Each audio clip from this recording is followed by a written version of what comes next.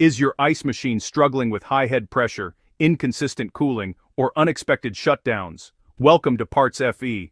The issue may not be the compressor or condenser fan, it could be a faulty head pressure control valve. The head pressure control valve plays a critical role in regulating refrigerant flow and maintaining proper system pressure, especially during low ambient temperature conditions. Over time, the valve can become restricted, stick internally, or fail due to wear, contamination, or continuous operating stress. When this happens, the ice machine may experience unstable pressures, reduced ice production, or inefficient cooling performance.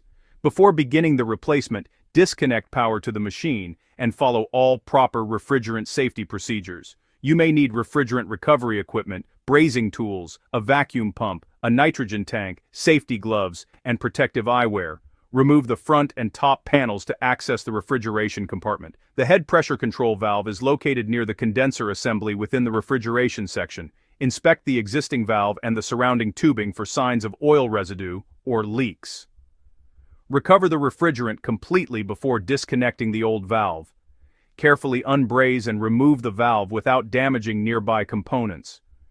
Position the new valve according to the refrigerant flow direction marked on the body, then braze it securely into place. After installation, pressure test the system with nitrogen, evacuate it to the proper vacuum level, and recharge the unit with the manufacturer recommended refrigerant amount. Restore power and run the ice machine through a complete cycle. Monitor system pressures and confirm stable operation and consistent ice production. Find the link provided in the description below to order the replacement part. For trusted commercial kitchen equipment parts in the USA and Canada, visit PartsFe and follow us for more appliance replacement tips. Thanks for watching.